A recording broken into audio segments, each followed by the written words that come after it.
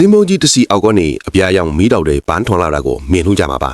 လူတော်များများကဒါကိုမီးလောင်နေတာလို့ထင်ကြပေမဲ့တကယ်တော့ဒါဟာမီးလောင်တာမဟုတ်ပါဘူးတန်ချင်းယာကြီးလေးတွေတင်မောကြီးတွေကိုရေချတဲ့အခါမှာသူတို့ကိုထိန်းထားပေးတဲ့လေးအိတ်ကြီးတွေတင်မောအောက်မှာရှိနေတာပါဒီလေးအိတ်တွေကတင်မောကိုရေလွှတ်ရအောင်တဖြည်းဖြည်းချင်းလိမ့်ပြီးတင်မောကြီးဘေးတိုင်လဲမသွားအောင်အထအရာထိန်းပေးထားတာဖြစ်ပါတယ်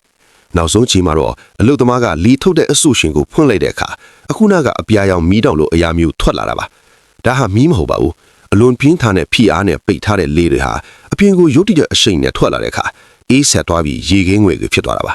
အဲ့ဒီချိန်မှာအလင်းပြန်တဲ့ဖီစင်ကောင်မျက်စိထဲမှာအပြာရောင်အလင်းတန်းကြီးလို့မြင်ရတာဖြစ်ပါတယ်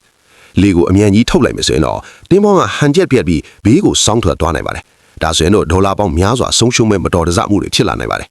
ဒါအပြင်လူတွေရဲ့အတ္တအန္တရာယ်ကိုလည်းစိုးရင်ရတာကြောင့်လေဖီအားကိုတစ်ခုချင်းစီဖြည်းဖြည်းချင်းနဲ့စနစ်တကျထိန်းပြီးထုတ်ရပါတယ်လေအိတ်တွေကိုတစ်လုံးပြီးတစ်လုံးအစီအစဉ်တကျထုတ်မှလာတင်းပေါကြီးကရေထဲကိုချောချောမောမောနဲ့အတ္တအရာဆင်းသွားနိုင်မှာပါအမာယွင်းတစ်ခုကြောင့်အားလုံးဆုံးရှုံးသွားမယ်ဒီလိုအလို့မျိုးကိုတင်းဆွေးကတာဝန်ယူပြီးလုပ်ရဲပါမလားဗျာ